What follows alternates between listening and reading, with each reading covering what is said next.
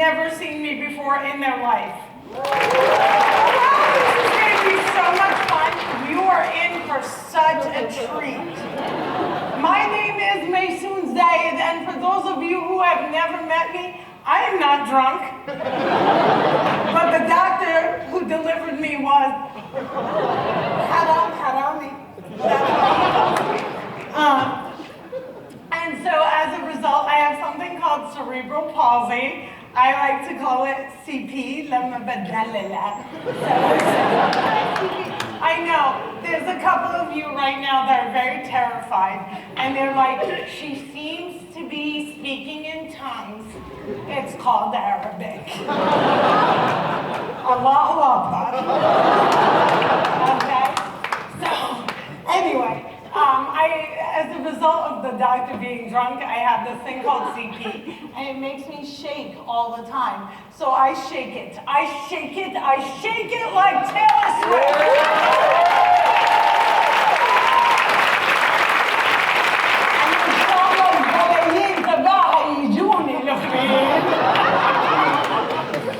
But I don't want anyone in this audience to feel bad for me. Why? Because I got 99 problems and palsy is just one.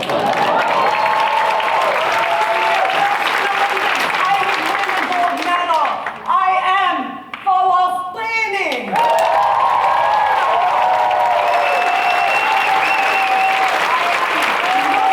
I am a woman of color. I am divorced, yes. I am disabled. And Meshina. I live in New Jersey.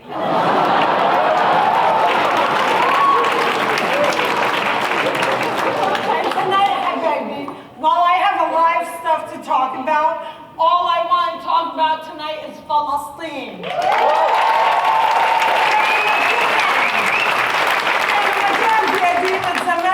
Once upon a time, a very long time ago, my mom and dad were destined for each other.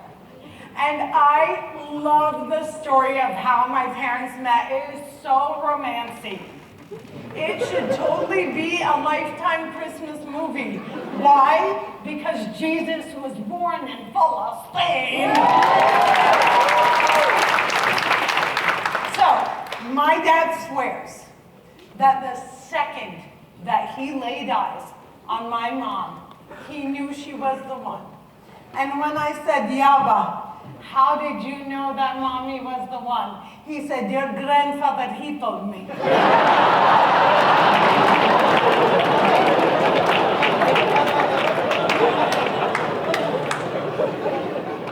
And my mom had a really cute nickname for my dad. She liked to call him her husband.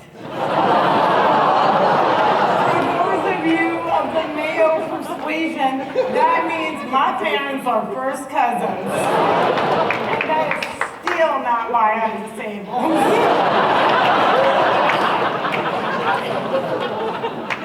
So, when I was born, my parents did not think that God would be so generous as to bless them with another female child, with another girl. So they had only prepared a name for a boy. It is so unique. And if you are currently knocked up, about to pop one out, and you want to steal this name, it's fadali, have it. I'm not jealous, it's fine. They were going to name me Muhammad. Then when they saw that I was a girl, they decided to name me Muhammadiyya, the woman version of the name Muhammad. Now, Muhammad is the name of a prophet. He's the greatest boxer that ever lived. But being named Muhammadiyya is like being named Smurfette.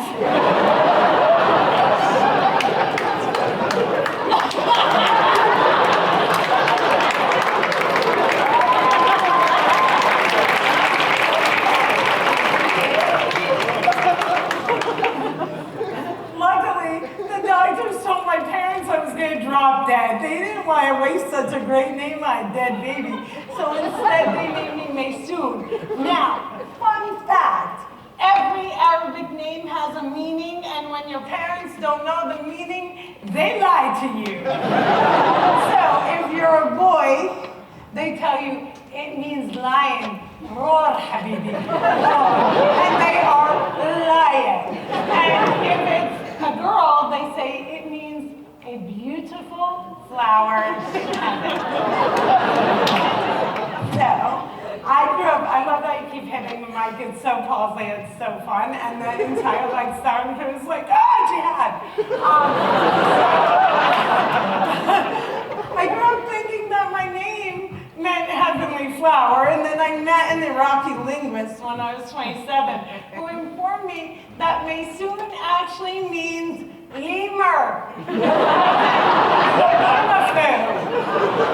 My parents named their brown, shaky, fuzzy baby Monkey, and I survived.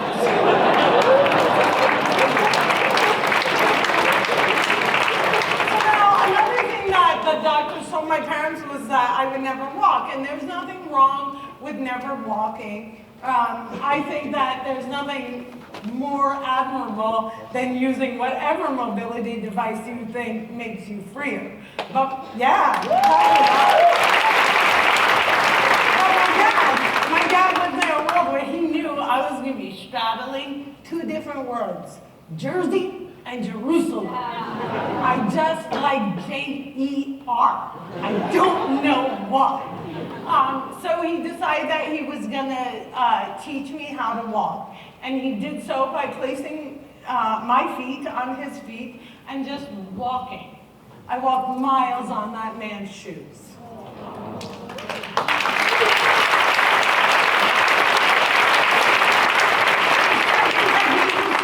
$1 bill in front of me and have me chase it. My inner capitalist was so strong I was running in stilettos by kindergarten. And that is when my mom and my dad decided to send my shaky ass to Palestine. Right, when all my friends were going to the Jersey Shore, my parents sent me to live in a ward because they were afraid that if I didn't go back every single year, I would forget my roots and grow up to be Britney Spears. A multi-millionaire that ended up marrying and divorcing an Arab. I guess you'll hear about that in a second. Anyway, I used to love going to Palestine as a child. It was so much fun. I don't know if you all know about Arab money, but my grandparents used to give me gold coins and not chocolate. Like, I bit it, my tooth broke, and I could pay for it with the gold coin. It was like a thing, right? And it was so much fun going as a kid, because I would go to weddings. And they were so much fun. I would get to the wedding, and they'd give me candy, and I'd dance on a donkey, and like, it'd be amazing, right? I had a weird coordination for a palsy chick. It was all about the... Anyway, but it all went bad when I turned 18. And it was my Aunt Dothamina who really just ruined it for me. Because when I turned 18, I would get to weddings, and she would look at me and she would say, Akbalaj, Akbalaj, Akbalaj, which means, you're the next, you're the next, you're the next. Then I turned 25 and she looked at me and she went,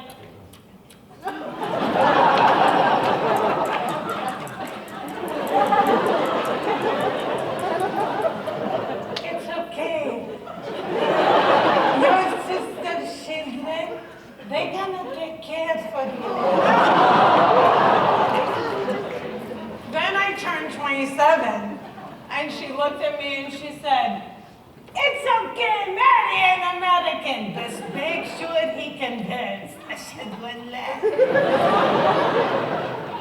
And then I turned 30, and she looked at me and she said, Shu yani, gay?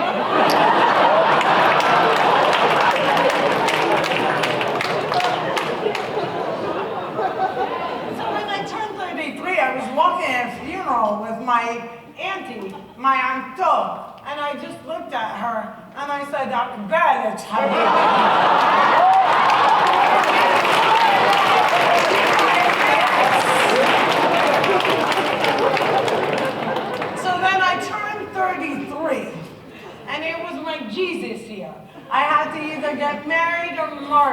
And I chose both by getting married. Now, why did I get married? Because I had been a bridesmaid 17 times.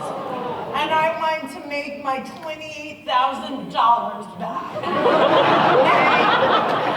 I know what's happening in the audience right now. You are thinking, wow, the disabled, she gets married.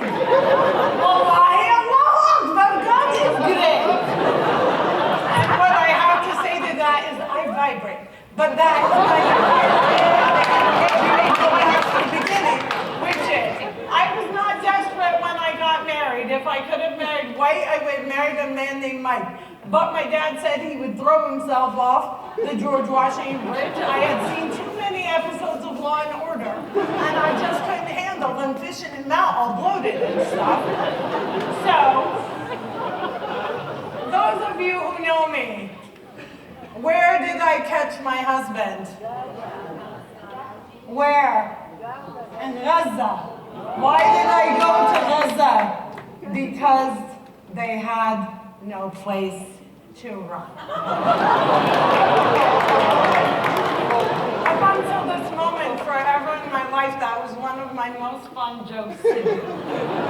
But tonight, it definitely hits differently. But I did go catch my husband in a refugee camp. I framed my American passport in a big gold frame. And I said, do you want to raise a baby? And he said, Aywa, yes. And so I said, pack up your stuff, let's go. And he said, I have no stuff. And so then I brought him back to America, and there was nothing I was more excited about in the world than my wedding night. Not for the reason you think, you filthy people, but because when you are single, you get marched out on the floor to the dance floor of a wedding, and they throw a bouquet.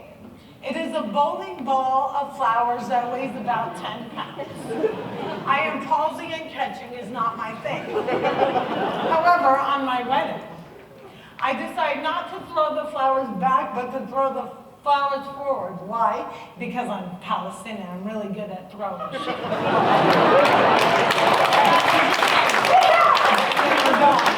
7 bridesmaids went out. I was married for 10 whole years before I got divorced. And we were amazing at conflict resolution because anytime we had a fight, I would just look at him lovingly and I would say, do you want to go back? One phone call and it's ice, ice, baby. So when we got divorced in September of 2020, it was because of something I want to share with single people. Where are my single people at? Do not let married people trick you. They are trying to drag you down to their level. Don't fall for it. They never tell you that the things that you thought were huge when you got married get annoying really quick. And with Chef Eugene, my ex, who was a chef and a refugee, ergo, a chef Eugene, what got really annoying really quickly, like what I just couldn't take anymore. Why I filed for divorce was the non-stop breathing. Inhale, exhale, inhale, exhale. It's like my Allah, can you stop for 5 minutes? I did the day that I was born and look how perfect I turned out. Yeah. So I used to love to go to Palestine also because like disabled people, yes, I'm disabled, it's okay, you can say the word. I call us the disco, disability community disco, because we're the party. Anyway, when I used to go to Palestine, what I would do is I would go to the local little bodega, it was called a Chad, and I would walk in and I would steal everything. Everything, Laffy Taffy, and like, I love sparklers, like you light them and you're like, woo, maybe the disabled chicks didn't have nothing. And what I used to love about it was the guy who owned the store felt bad for me because I was disabled. And he would look at me and say, Miss Gina, Ababullah, which translates to, oh, she's so inspirational. And charge her. And then I would go out to like my hood and I would sell everything. And then I would go and buy golds. Except the sparklers, I used as a threat. I was like, you don't want to shop? My time is almost up, or it's been up for like 10 minutes. Only on the bed. I think Joe Biden's probably going to kill me as soon as I walk out of here. No one ever broke my heart more than that man. Anyway, he's not worth talking about. So I only have, yeah.